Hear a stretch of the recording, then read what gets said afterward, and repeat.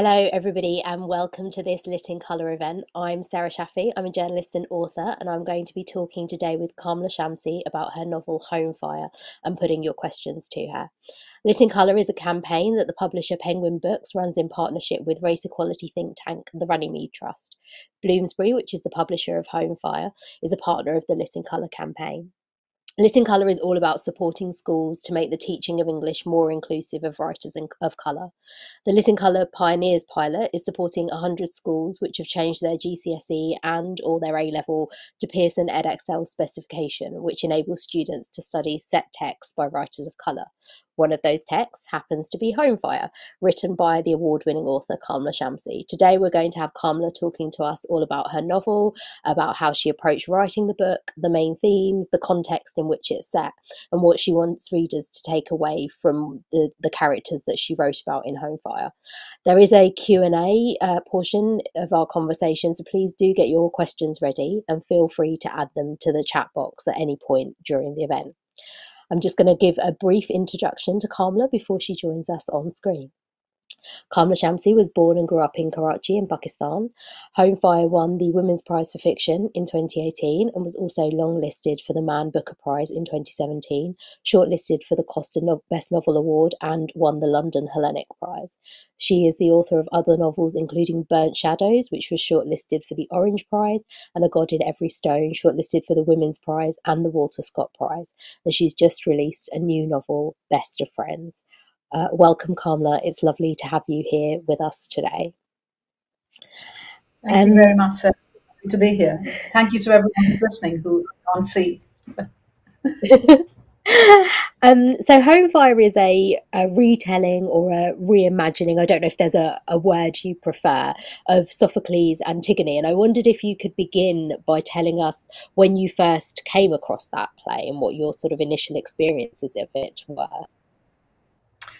Well, this is, a terrible thing to admit in an educational context, but I first encountered it at university. I was taking a classics course, and it was a very intensive reading semester. So it was one of many books I read, and I have to say, I cannot remember what that initial encounter was. And it didn't leave a mark, which now strikes me as very strange.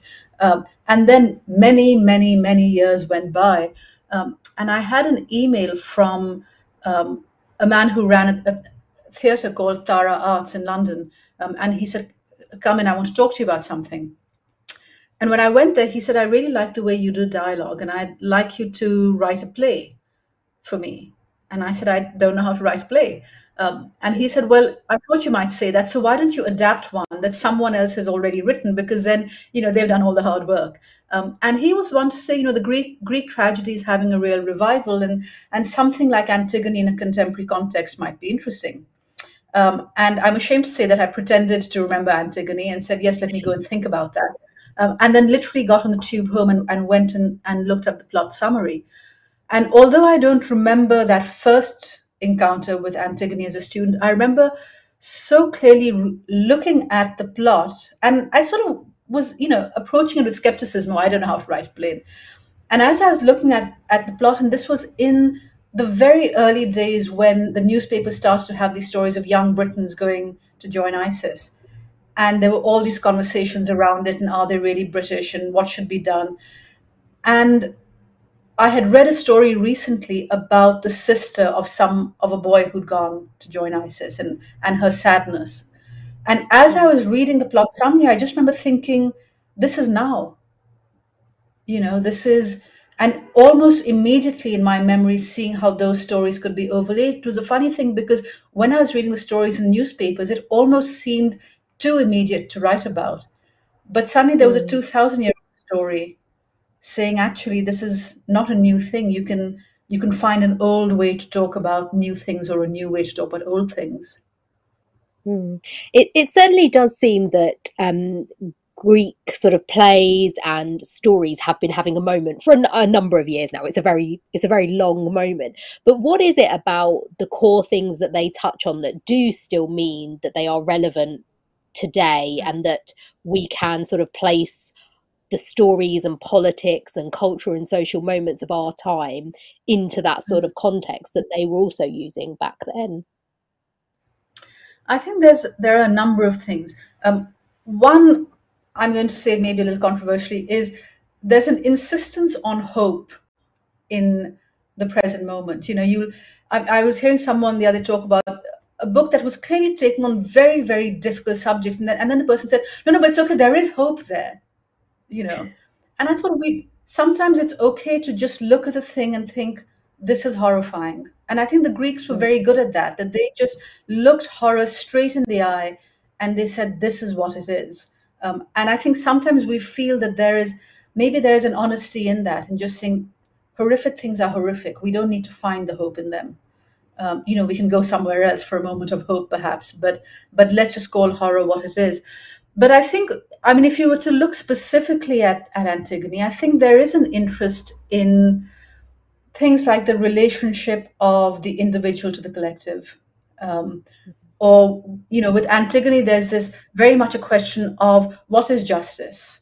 Is justice the laws of the kingdom set by whoever the king is? Or is there a higher ideal of justice, whether it springs from religion or it springs from some idea of morality, or it springs from what feels like an emotional truth?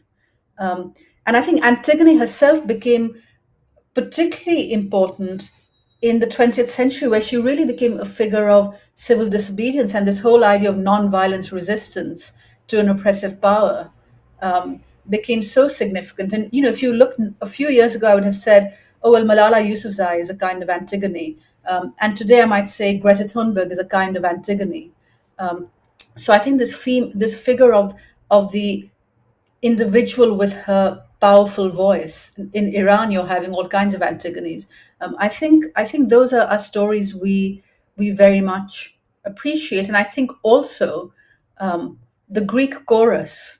I think the way we sort of can now see the Greek chorus as kind of public opinion, as it moves and sways and is fickle, but is also important and reflective of a society. I think all these things combine. mm. So we heard that initially this started life as a play or a would-be play. Did you write any of that play, and at what point did it turn into a novel and the novel we see now? Yeah. So here's the thing: is at the time I had that meeting, I was between novels, and I didn't have an idea for the next novel, and I would really have liked to. And I did, because I believe in being quite, honorable if I can. And someone had said, here's an idea for a play. And I felt it was my responsibility to sit down and try and do a play. And my brain wouldn't do it. My brain kept seeing chapters. Because, of course, some part of my brain, which is not at all honorable, thought, oh my God, this is an amazing novel idea. So then I just thought, well, so much for honor. And I started to write it as a novel. And then wrote to the man, Jatinder Verma, who had, who was the director, and said, I'm really sorry and also thank you. And he was remarkably gracious about it and said, you write something for me some other time. Let's have a launch event for you at my theatre when the book is out. Wonderful. Some people will have read the whole book, and some people will be sort of familiar with parts of it. So siblings are really central to the story, and we spend some time with each of Anika, Parvez, and Isma. Tell us about creating these three siblings and getting into to the minds of each of them, and sort of being able to write each of them and their various similarities, but also their huge differences as well. So when I decided that, or when I first started to think about working on it, I don't read Greek, so I was reading different translations of the book and trying to find a way in, which was really just my way of saying I wanted these characters to become flesh and blood characters for me, and for me to see who they were. And in the Anne Carson translation of Antigone, there's a moment right in the opening scene, and it's where these two sisters are in an argument because their brother has died, and the tyrant has said, because he's a traitor, he can't be buried, and his body will be left to rot for the animals to peck at. And one sister says, well, this is terrible, but it's the law, there's nothing we can do. And the other sister says, I will bury my brother, will you help me? And the first sister says, no, I can't be any part of it. And the second sister, Antigone, gets very angry, but there's a point when she's trying to just break away from her sister, and Her sister says, "I'm always on your side, however much I disagree with you." Um, and Antigone says, "Well, if something happens to me, what difference does it make to you? You know, you've chosen against me, you're not on my side." And the other sister, Ismene, just looks at her and says, "I'll be so lonely." And in those four words, I understood something of the dynamic of these two sisters as I was going to create them. That one is so caught up in her brother's death, it's all she sees, and she sees the wrong that's being done to him. Um, and she can't really see anything else in her grief and her rage.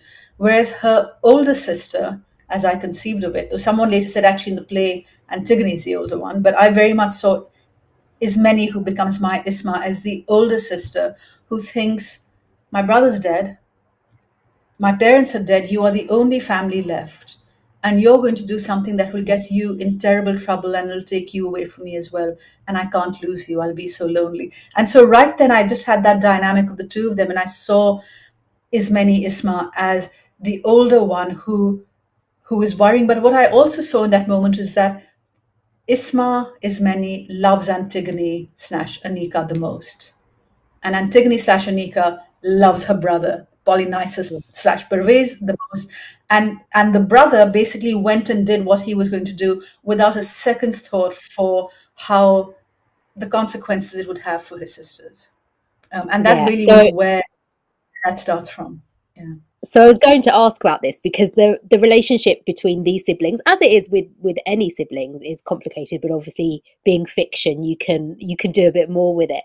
And Isma, as well as sort of being like a parent as well for her younger siblings, because they their parents are no longer around. And Anika is a protector of Parvez, even though they're twins, they're the same age. And there does seem to be, like you said, I don't know if hierarchy is the right word, but a sort of levels of love each of them have for each other, and that feeds into their loyalties as well. And I wondered if you could talk a little bit more about that, because I think it's not something that's often acknowledged, that actually probably in families some people love Yeah. each other more than they love other people. I think it's very much that Isma is sort of a maternal figure, and that means in some way that the twins don't think about her as much as they think about each other, in the way that you can Mm, take a parent for granted. Whereas they're in the schoolyard together, and the way I always imagined it was that Anika is the really popular, confident one, and Pervez is sort of the quieter, and that she sort of is used to standing up for him and looking out for him in the schoolyard. um, I'm very sort of, that was how I conceived of them. And they sort of take Isma for granted because, in the way you do. Um, and that Isma, it's not so much that I think that she grows up loving Pervez less, but I think when he leaves, I think she just becomes very angry with him because she sees him doing what their father did, which is leave and not care about the family. And I think there's a way in which it sort of is a reflection of how she thinks of her father was, I'm not going to have another male of this family just leave us bereft. I'm going to be angry with him, and I'm going to think about how to protect those who remain. Um, and there's also a part of that thinks he's made his decision. He's gone. There's nothing I can do. But maybe I can do something for the one who's still here. What can I do for her? Because she mm, can see that Anika's in trouble. She just doesn't know what kind of trouble or what she'll do about it. But she knows there's some kind of emotional difficulty, and she wants to protect her, um, and doesn't really know how to. And I think she does let her anger at Pervez, which is also deeply an anger at her father. I think she does let it cloud the love she's always felt for him. mm. Can you expand a little bit more about how the shadows of, excuse me, how the shadows of their lost parents impact on the Pasha siblings? So, are there sort of ideas of inherited trauma that you were looking to explore?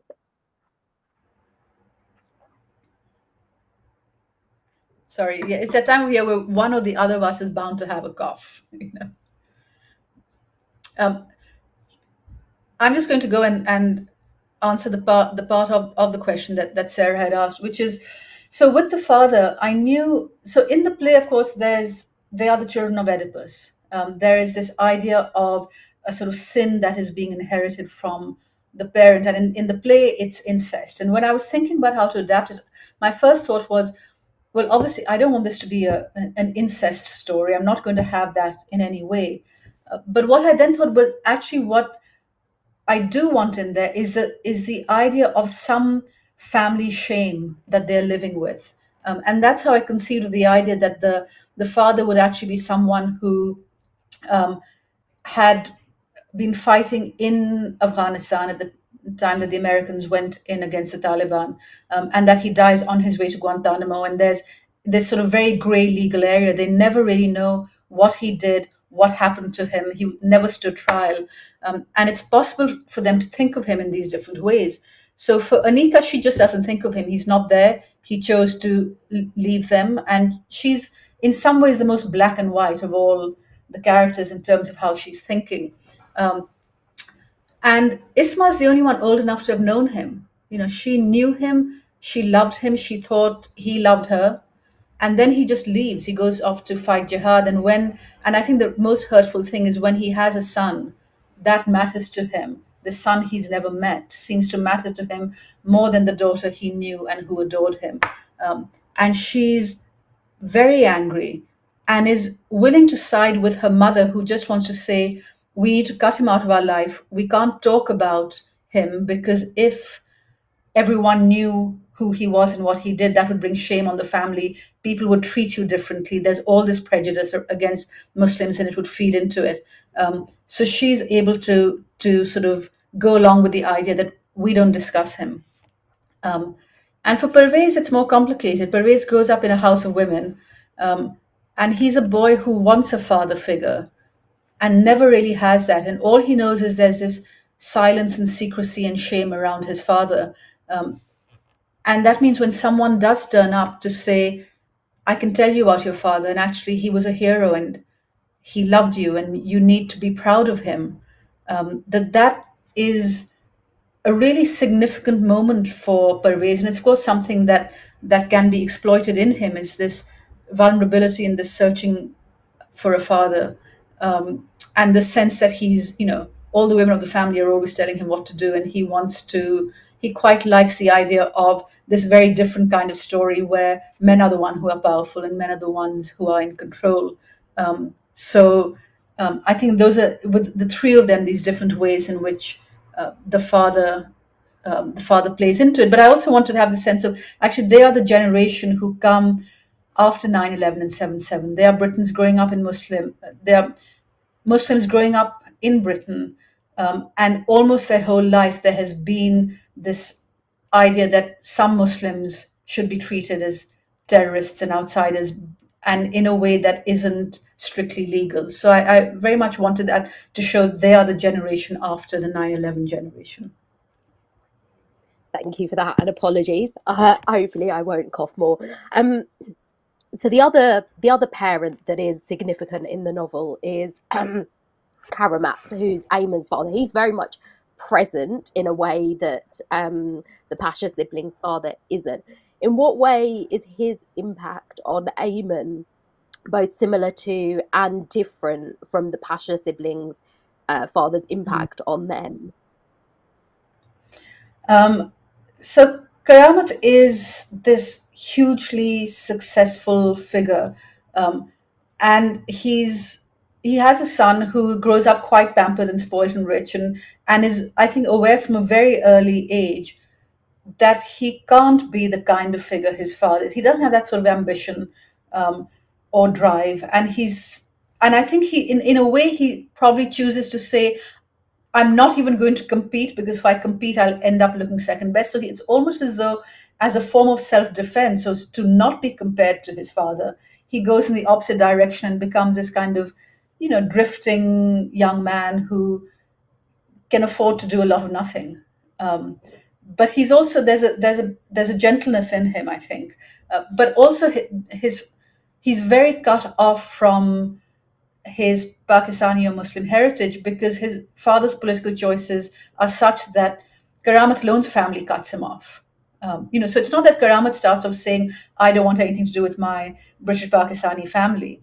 It's that his own politics and rhetoric about Muslims make the family say, we don't want anything to do with you.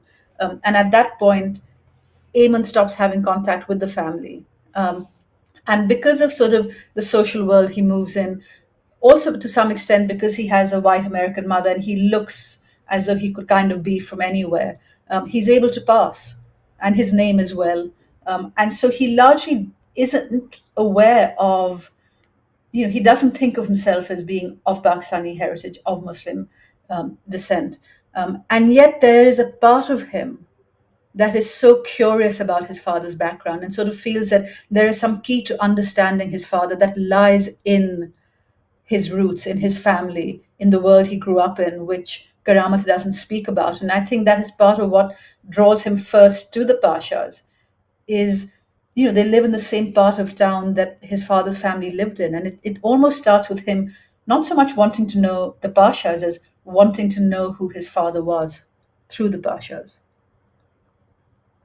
Um, with the character of Kramat, and I'd love to talk about him a bit more in a second, but with him or just generally through the novel, was there something that you were looking to say about assimilation and integration, which I feel like are words that have been talked about a lot in the past few years? So, when I write a novel, I never write it because there's something I want to say and always because there's something I want to explore. So I moved to Britain in 2007. I'm a relatively recent citizen here. I became a citizen in 2013. And I'd spent time in London before, but when you spend time somewhere as a visitor, it's very different to living in a place and being on the path to citizenship. And there were all these conversations that were going on about Britishness and what it meant. And really, it was a conversation that was clearly about British Muslims. Um, and can you be a Muslim and also believe in democracy? And these sort of really weird ideas of will you want to follow Sharia law rather than the law of the land? And these really sort of convolutions that Britain seemed to get itself into because it started to regard one aspect of its own population as possibly the enemy within. And I was sort of really intrigued by that and intrigued by so what are not just one, but I want to look at different ways in which these different families and different characters respond to the idea of being British and being Muslim from at one extreme Ayman who to whom the words Muslim and Pakistani mean nothing in the beginning, and then to Isma for whom being Muslim is a question of deep faith, and yet that doesn't get in the way in any way of her thinking of herself as being British, and yet at some point it's a country she wants to leave because there's too much in it that feels you know just too much for her. And so it was really about wanting to explore those different ideas, but also it wasn't just that I want to explore how British Muslims are taking on ideas of assimilation and integration. Want to look at how Britain itself is talking about and thinking about and the laws it's enacting around questions of citizenship. Yeah, which is obviously still relevant today. And when this novel was released, and many people, and I was among them, sort of talked about how prescient it was in terms of the political situation, and particularly in terms of Karamat, an Asian Home Secretary, the first Asian Home Secretary.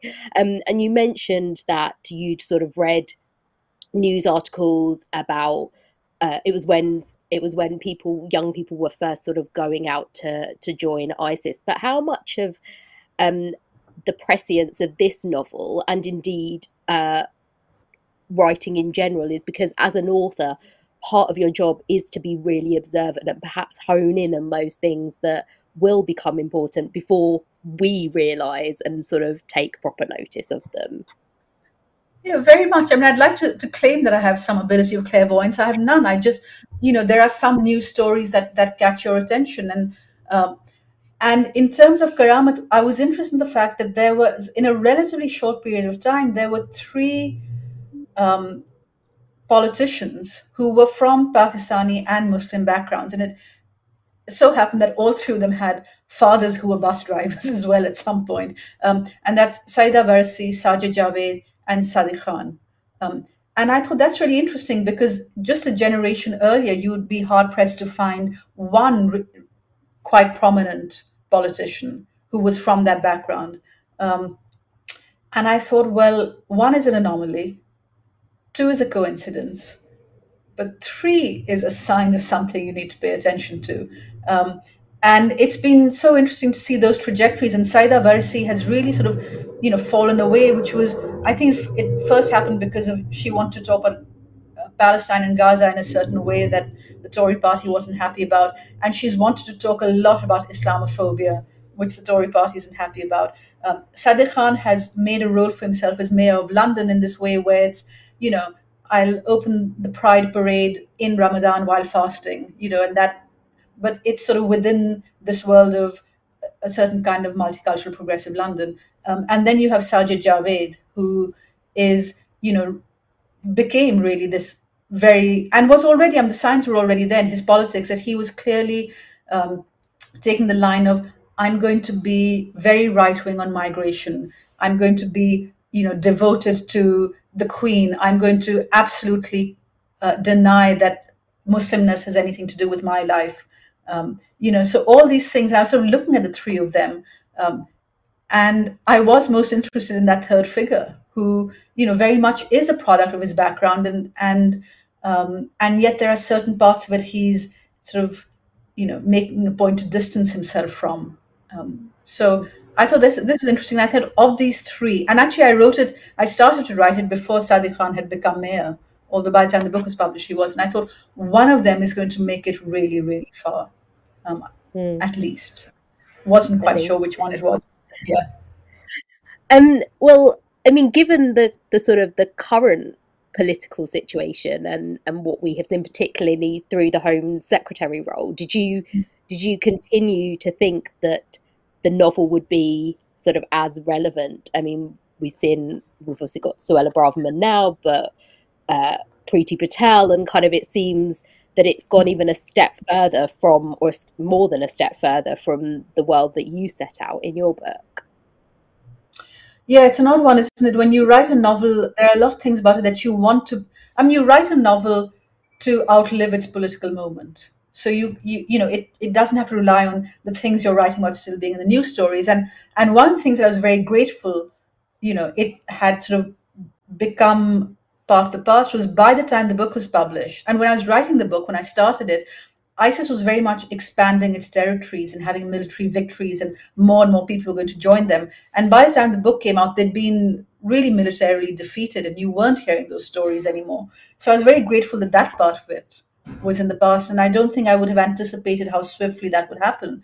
Um, but no, I didn't anticipate that it would be sort of one Asian Home Secretary after another enacting more and more racist laws against migrants with the sort of defense of, you can't call me racist because I'm Asian, and but of course you immediately see how effective that is, um, as a sort of rhetorical move. And I also didn't, think that, I knew the story of citizenship stripping was already happening, but the way the story of Shamima Begum became front page news, and that citizenship stripping story happened, and it's still, she's still in this sort of limbo state, 5 years after the book came out. Well, I would have hoped that that kind of thing would be history as well. Mm. As well as sort of exploring questions of Britishness, what makes a good Brit. You also explore um, the idea of who a Muslim is, what makes a good Muslim, what makes a Muslim. How did you want to address that in your novel and present sort of these varied and nuances and myriad experience of Muslim people? Well, precisely by doing that, by saying there isn't, you can't say good Muslim, bad Muslim, and that the good Muslim has to be, loyal to the state, and, or something silly like that. That actually there are, even within a family, there are different kinds of ways in which people respond to religious identity. That in some cases it can be a sort of political awakening. Ayman, I think, has a little bit. He starts to, even if he doesn't own the word Muslim for himself, I think that would feel false to him. But he does kind start to feel an affinity or an understanding. Um, Whereas, Isma is a person of deep faith. Pervez gets more drawn to sort of political rhetoric around an extreme form of political Islam. Um, Anika Anika sort of prays and wears hijab, but there's no evidence that Anika deeply thinks about religion ever. And I want to just show that you can't say this person is a Muslim, therefore we know something about either their relationship to Britain or their relationship to Islam or their relationship to anything at all. You have to, work out what their particular version of being a British Muslim is. Mm. Do you think and I mean, if have people sort of spoken to you or written to you about parts of the novel that have surprised them, and is that one of the bits that surprises them the most, the sort of the types of Muslim that the characters are? Um, it's interesting the different reactions I get to the book depending on who's talking to me. I've had a number of British Muslims come up to me and say, just saying thank you, because usually when we see Muslims in fiction or represented, there are versions we don't recognize, and it's very nice to see versions we recognize. And then there are other people who are not Muslim who just say, thank you, we live in this country and we have no idea about the kinds of stories and lives that are going on. So those are more the sort of responses that you'll get, and then of course, you write a novel, it's been around enough, people have read it, you'll get every variation from. Last week I had a woman in hijab saying, thank you for the way you write about women in hijab. And I've also had people saying, you don't know anything about women in hijab. And, so you're going to get every kind of response there is, but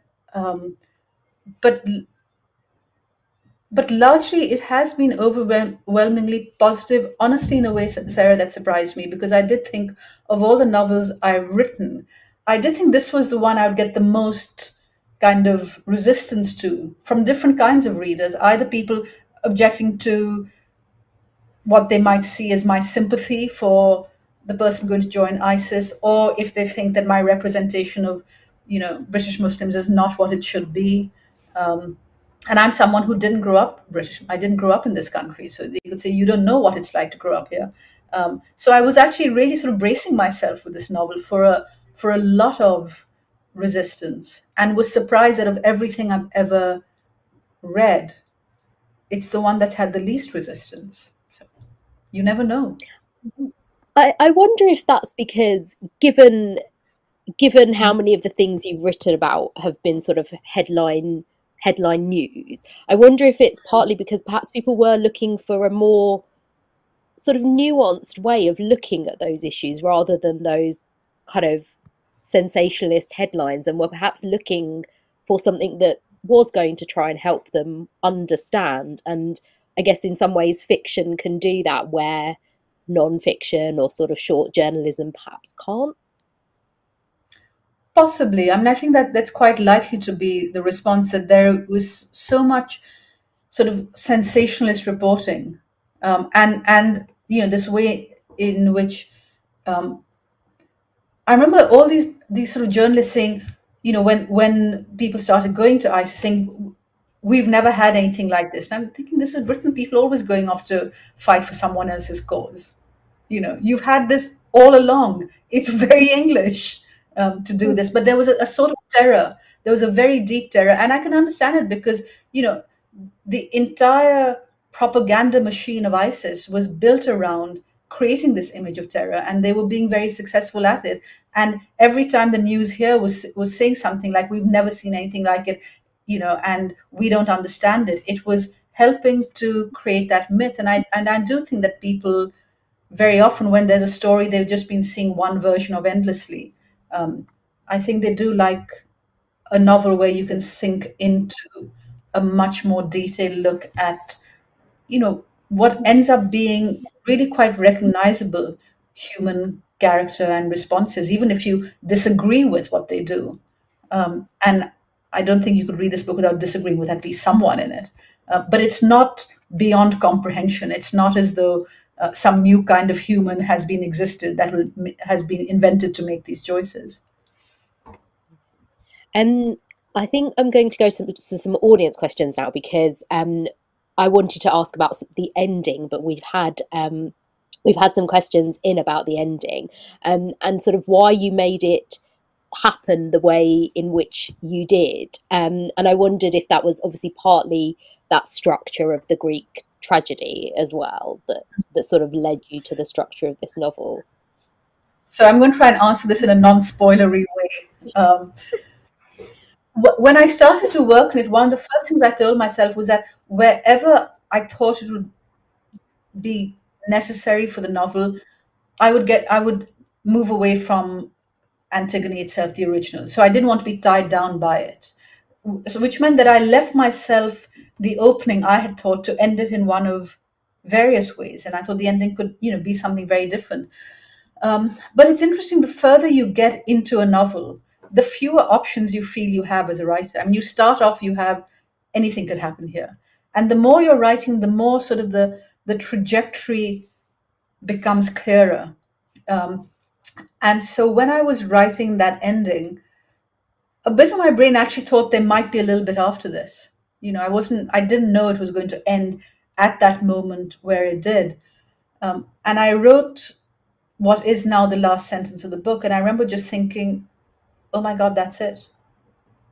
This is the end. That there is nothing, you just know very deeply, there is nothing I can add that would make this a better ending. Or it felt like the natural conclusion of it.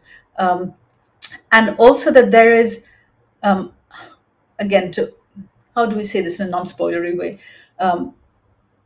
There is the moment the novel ends, and then there is what people will imagine happens a few seconds later.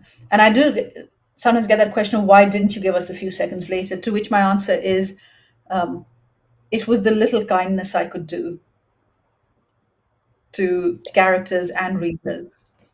Mm. Because when novels finish, any novel, there is always a world after that, the end. But I guess, and again, to keep it fairly non-spoilery, although I think a lot of people, judging from the questions, have sort of got to the end. I guess it's just that yours was a lot more abrupt and sort of you feel like, oh, there are really some unanswered questions, but really all writing does that. I guess all novels do that in a way. I think what I wanted with the novel, and one of the questions I particularly get around the ending was a lot of people say, "Well, we wanted Isma to come back," and I say, "Good. I'm glad you wanted Isma to come back." First of all, there are two reasons why Isma doesn't come back, and one is because I was very clear that the structure was going to be a kind of pass the baton storytelling style, where you move from one character to another, and you run through the five of them, and that is the novel. And I always had that in my head.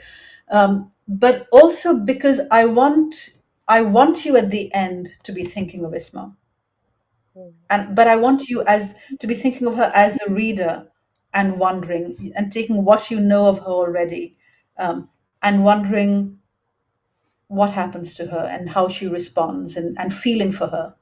Um, and but I thought I don't need to write that. If I've done my job well enough, you as the reader will be able to, I mean, I did bring her back in a scene with Karama just because I did want her back at some point. I didn't want her to leave the story entirely at the beginning. Um, but I thought at this point, she's in your hands and in your head. Or somebody has actually exactly asked, said that they wanted to see Isma back at the end. So thank you for anticipating that question. Somebody has asked, what do you want readers to take away from the novel? I don't know because I don't know what readers are bringing to the novel. I mean, I love knowing what readers have taken away. But as I said, for me, it was an exploration. And in some ways, it was about me being a newly minted British citizen. So it was me exploring what Britishness means and what it is to be British and Muslim and Pakistani, and so it was not, this is what I want you to take away, because you could have much firmer ideas of these things and much clearer ideas of these things than I do. And I'm interested in how different people read it. And some people read it as a love story, and some people read it as a very political story, and some read it as a way of understanding people who they only know through news headlines. And I love that about a novel, is that it has these very different ways for you to enter it. So my only real answer, and I know this is kind of feels like a cop out answer, I do hope it makes people think and feel. But beyond that, what they think and feel is actually the question. I love this is why I like meeting readers and getting responses, because it's often so fascinating and eye opening what people are taking away based so much on what they brought to it. Thank you very much for that, and thank you for that question. Another question's come in. Do you think it could have been possible for Anika and Isma's relationship to be repaired, or was the ultimate ending of the relationship inevitable? Oh, I think siblings can repair all kinds of things, and time can. Anika's 19, you know. I mean, who wants to say that a rupture that happens when you're 19 is the one that will still be there when you're 90? I Mm, mean, I really do. I mean, now we're going to get into hope, but I mean, I do believe that as humans we have such capacity for all kinds of very strong emotions, and um, love is very much there in Anika and Isma's relationship. And it is, I would say, at the foundation of their relationship is about love. mm, So when that's the case, I'm never someone to say that a rupture is going to be final. The question is, how much time and under what circumstances does a thing heal, and also does what kind of scar remains and what kind of scar tissue remains? Because you know, even when things heal, they don't go back to where they were before. mm. Well, talking of love, I'll ask you another love-focused question. And again, this might be one where you say it's sort of up to readers to decide, but somebody has asked, does Anika really love Eamon? I'm so not answering that one. Um, Here's the thing: there are certain things when you write, you want people to be, you sort of want to say, look, this is a fact, this is the truth of the novel.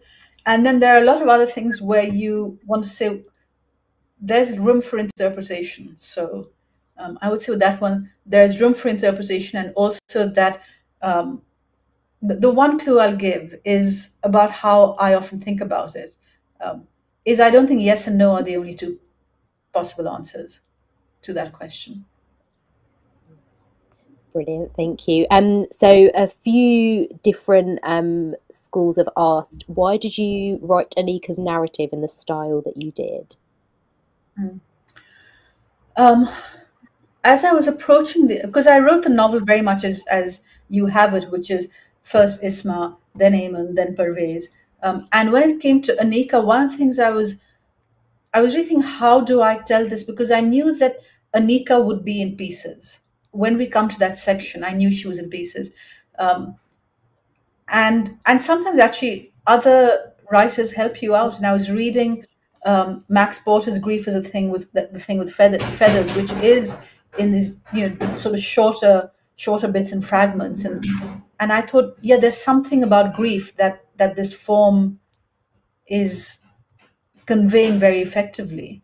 And so I wanted that sense of her shattering to be there in the form of the novel as well. That she's not going to sit there and do a kind of linear from one moment to the next, because also in the way that grief is, it's sort of, things come in bursts and waves.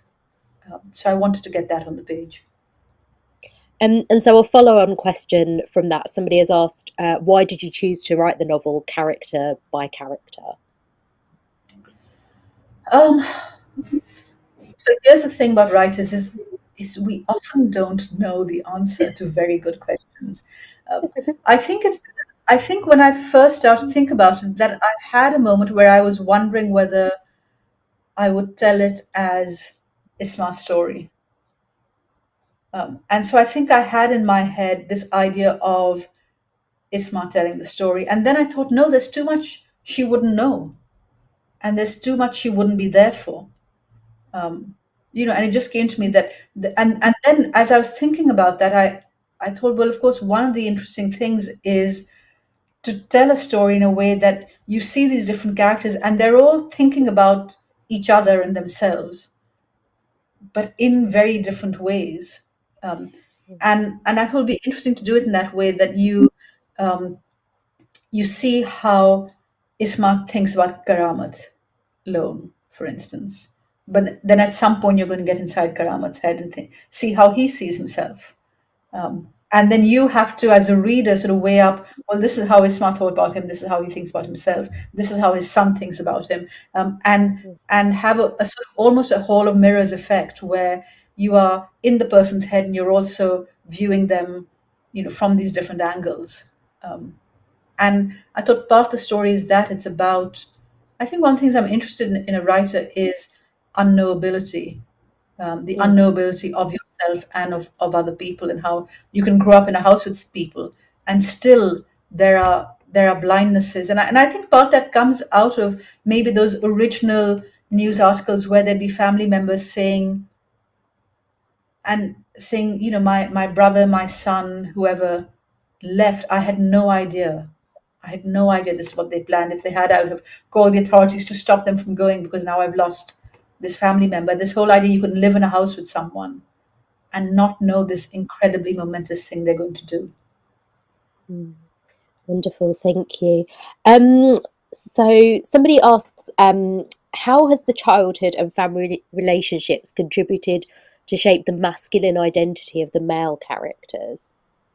So I think Pervez is the one with whom that's the most obvious, is that he grows up in a family of women, but in a world that is quite misogynist and patriarchal. So when Farouk comes along, he's that part of Pervez that lives in this world which says men should be strong, men should be at the head of the family, men should be commanding. Farouk's really able to exploit that by saying, why are the women making all these decisions? And you should be a man. And this idea of being a man, it's interesting when you have ebooks out of your novels, you can see the lines that people mark the most. And in Home Fire, the line that is marked the most is the one which says, I hope I can remember it now. For girls, becoming a woman was inevitability. For boys, becoming a man was an ambition. And as a woman, I'm really interested in the way that from a very early age, I grew up in a co-ed school, and actually most of my friends were boys, but from a very early age, you realize there's this idea of what it means to be a man. And there's a certain right way to be a man, and that it is very infused with all kinds of ideas of masculinity. And it's not just what your family is telling you, it's what the world is telling you. So with Parvez, I think the fact of this absent father on whom any kind of vision of masculinity could be projected, and including the most damaging kind, which is to do with picking up a gun and going to fight a war and leaving the women behind. I think that Mm, has a very big impact on who he is. Um, and he sort of keeps feeling that he's failing to be that. And of course, he's a man in many ways that his father was, I think, but he doesn't believe that.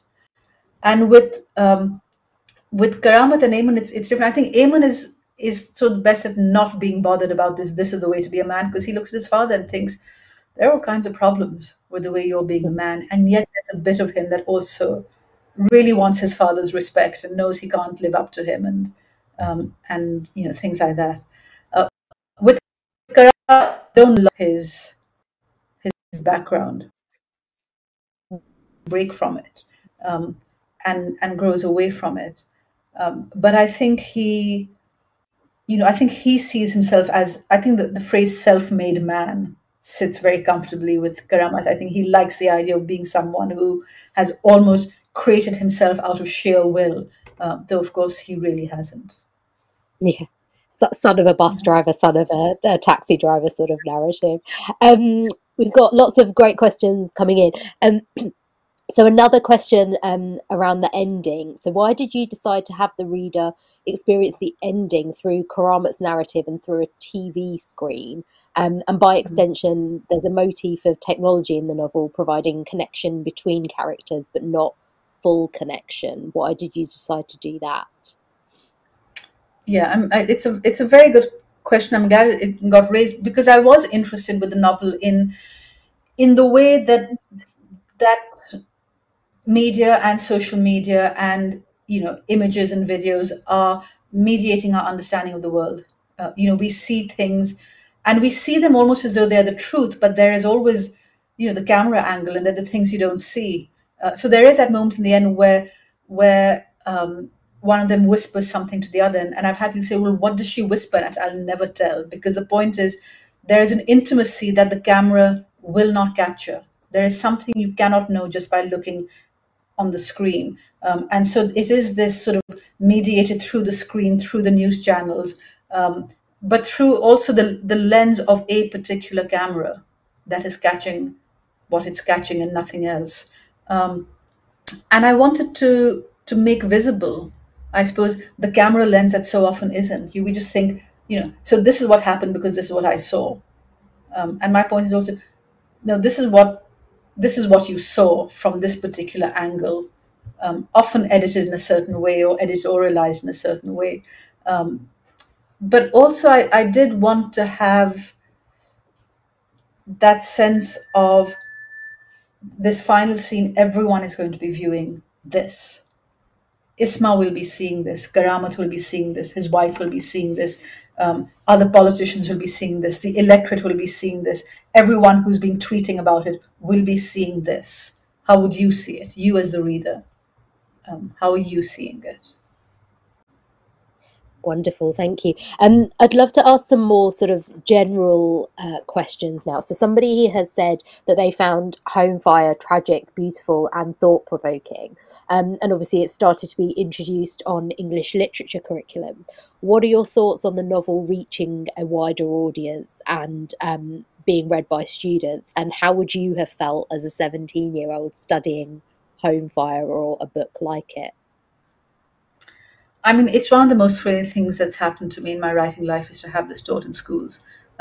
Because I mean, it's just an obvious thing that as a writer, you want your book to reach a large audience. But just because I remember the texts that I studied at school, I was looking at, I remember them very deeply.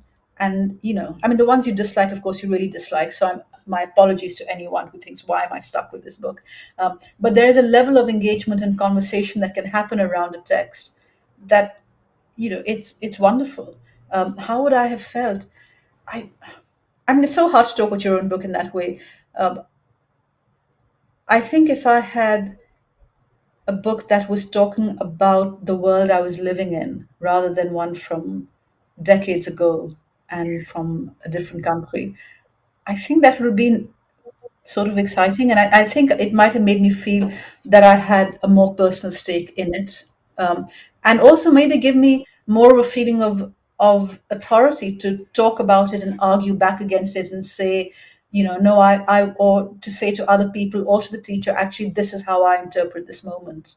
Um, Whereas if you're reading something that comes to you at a great remove, I think sometimes particularly when you're a younger reader, I think it can be hard to feel that sense of ownership.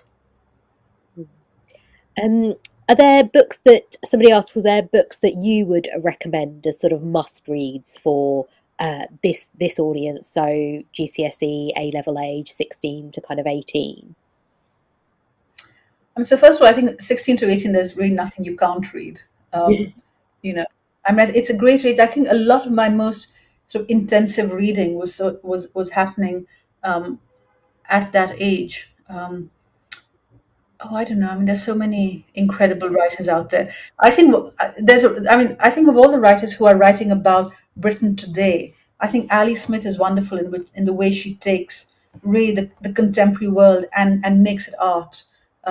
So I think she's really wonderful. I still think 20 years after it's published, Nadeem Aslam's Maps for Lost Lovers is a really extraordinary novel that people should be reading.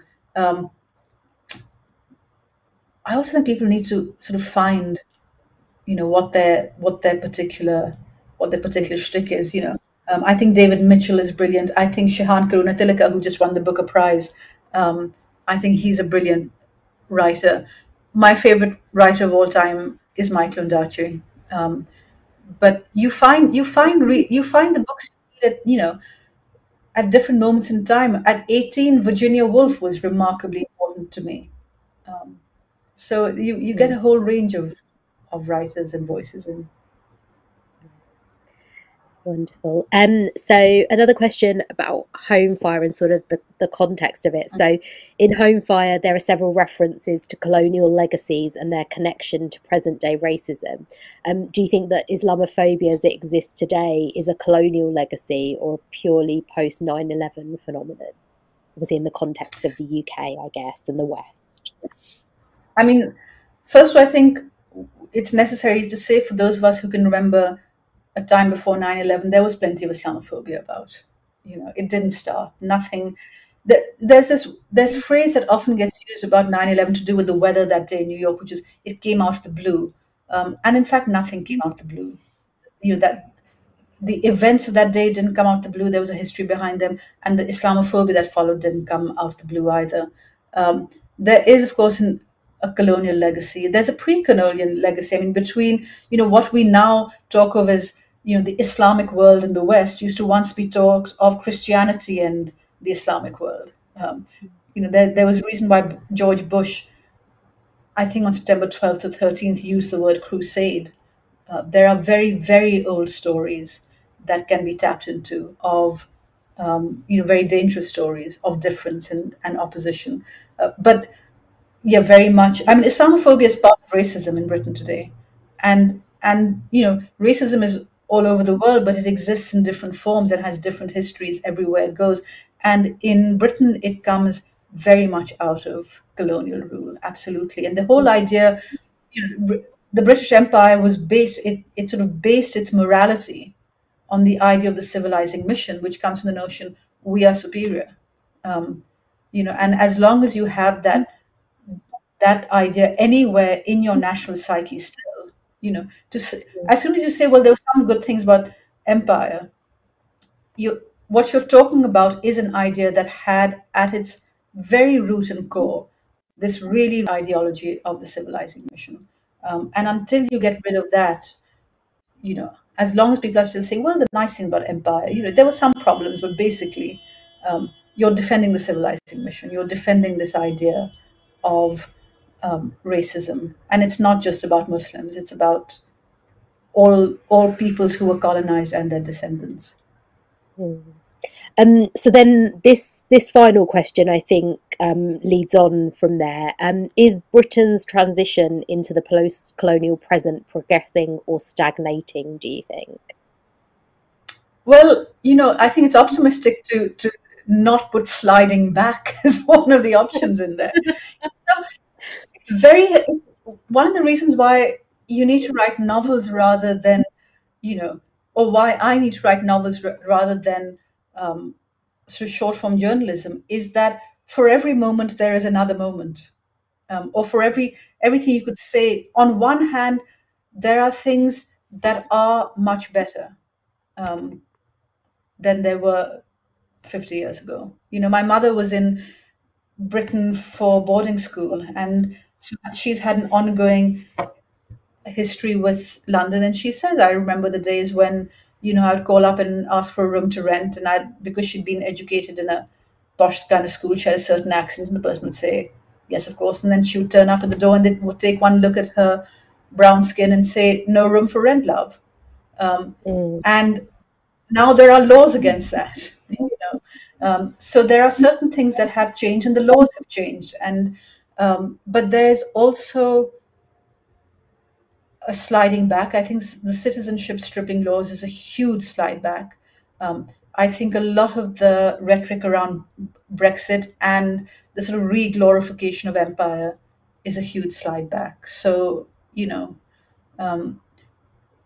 if you're really optimistic, you say that a dying system will fight and claw more viciously than any other to hold on to its powers. That's the optimistic take. So let's go mm. with that. Yeah. Okay, let's end on that optimistic note then. That is all So that we have. I'm for, I'm afraid. Thank you so much to everybody watching for all of your questions. And I'm sorry that we couldn't get through more, but I hope that you really enjoy reading and studying the novel. And finally, thank you very, very much to Kamla for your time today. It's so much appreciated. Thank you, Goodbye. Sarah and Lytton and everyone. Thank you.